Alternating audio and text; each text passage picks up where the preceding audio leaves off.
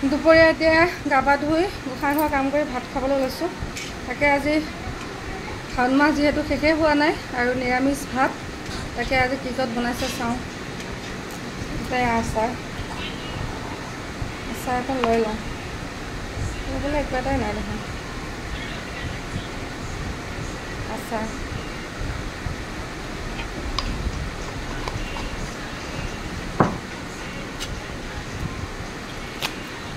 কালি ফুৰিবলৈ গৈ পেলাই তাৰ পৰা কাৰ্বি আংলঙৰ পৰা আনিছিলোঁ সৰু সৰু এনেকুৱা মানে জিকা নিচিনা দেখাত এই বস্তুটো। তাকে এয়া ভাজিছে, এয়া ভাজি প্ৰথমতে ভাজি দি অকণ খাই লওঁ।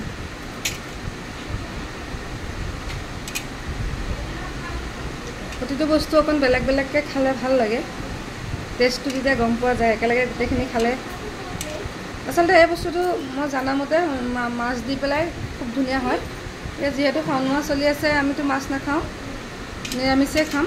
21 তাৰিখলৈকে পূৰ্ণিমালৈকে মানে নিৰামিষেই খোৱা যাব, তাৰ পাছতহে আৰু মাছ মাংস খোৱা যাব। এমাহ অকণমান পেটটোক শান্তি দিছোঁ, এনি টাইম খায়ে থাকোঁ।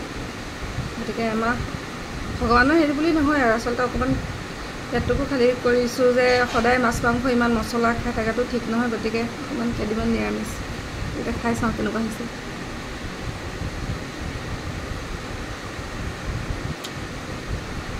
এই জিকাটো মই প্ৰথম খাইছোঁ, বহুত টেষ্টি, মিঠা, চেনি দিয়া নিচিনা মিঠা।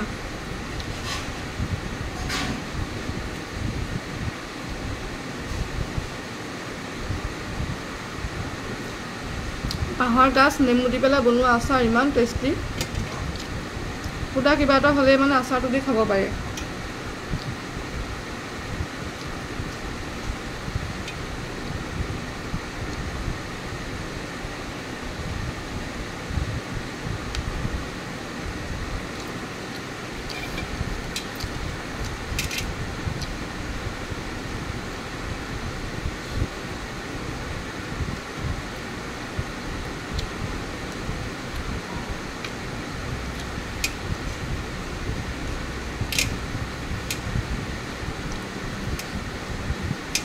এই বস্তুটো আচলতে পাহাৰীয়া জেগাবিলাকত বেছিকৈ হয়। মাটিটো চাগে খুব ভাল মাটি হ'লেহে হয় নেকি, তেনেকৈ গম নাপাওঁ, কিন্তু খুবেই ধুনীয়া।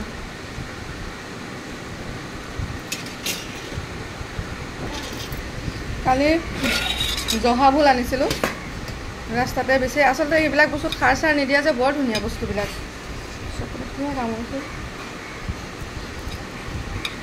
জহা ভোলে আৰু ৰঙালাও চয়াবিন দি পেলাই বনাইছে। এয়া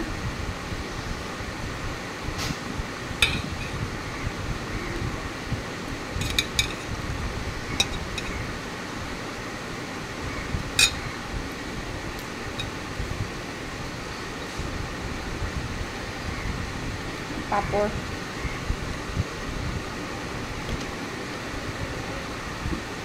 এইটো টেষ্টটো খাই চাওঁ। একদম মানে জহা ভোলটো এনেকুৱা লাগিছে যে মলমলা আছে পূৰা, ইমান ধুনীয়া গোন্ধ, গোটেই ঘৰখন গোন্ধাই আছে। জহা চাউলততো আজিকালি এই গোন্ধটো পোৱাই নাযায়। জহা চাউলৰ নামতহে জহা চাউল, যিমান টকা দিয়ে কিনক। যিটো গোন্ধ আগতে আমি মাহঁতে পায়স বনাওঁতে বাটৰ পৰাই গোন্ধ পাওঁ যে জহা চাউল বনাইছে, আজিকালি সেই গোন্ধটো নাই। সেই চাউলৰ কোৱালিটিও নাই, সেই চেণ্টটোও নাই, বস্তুবোৰ নাইকিয়া হৈ গৈ আছে। বহুত টেষ্টি, ইমান ধুনীয়া খানা, মাছ মাংসলৈ প্ৰয়োজনেই নাই।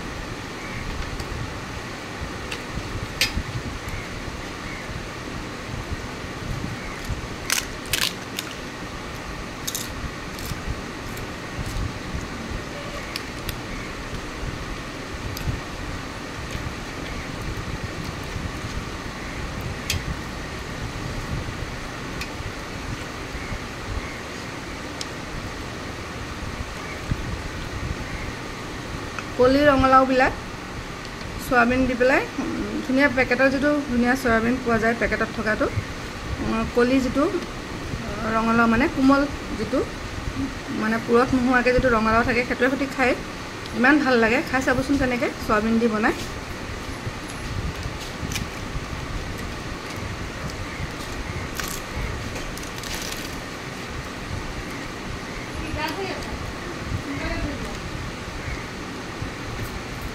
কিয়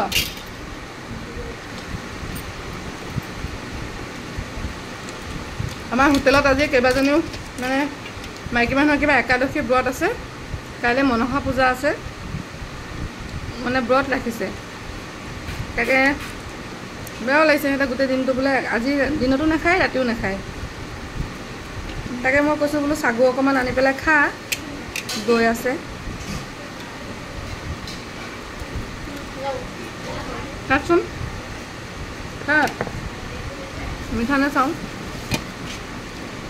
দাদাক মাতি দে, উঠাই নাই, শুইয়ে আছে এতিয়ালৈকে। ধোৱা ধোৱা ধুই ৰাখিছিলোঁ মই। ছোৱালী ধোৱা। মাইনাই দৈ ভাত খালে, দৈ ভাতকে দি দিব লাগিব।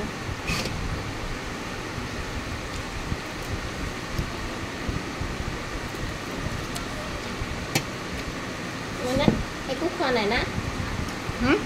মানে একো খোৱা নাই, চাহ খাইছে। মিঠা নে হেৰি জানো, খাই চাওঁ। আম, আবতৰীয়া আম এতিয়া দাম বহুত হৈ গ'ল। মাজতে 120 টকাকৈ লৈছোঁ, কালি মানে আগদিনা 120 টকাকৈ কিনিছোঁ, কালি 150 টকা, মানে এদিনতে 30 টকাকৈ বেছি হৈ গৈছে।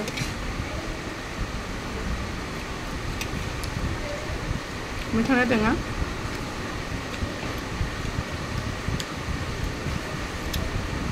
মিঠাটো ইমান নাই, টেঙা মিঠা। আগদিনা আমকেইটা বৰ টেষ্টি আছিলে।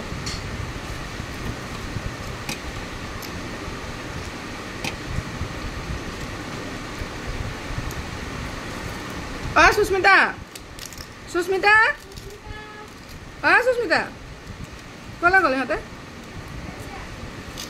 মাতচোন।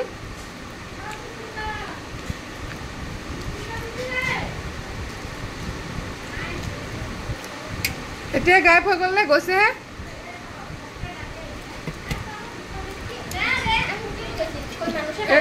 না এখানে অল্প আমটো খাইলা, আম মানে আর একটা আছে তো, আর তরমুজটা আছে এটা বাইর করতো, ঠোঙার মধ্যে কাটিয়ে রাখ, দাদা তারা উঠলে খাইব।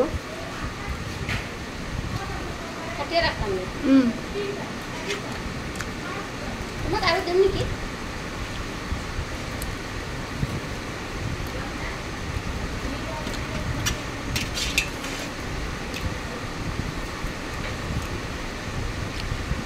মই আচলতে ভাত পেলাই খুব বেয়া পাওঁ, বেলেগে পেলালেও বেয়া পাওঁ।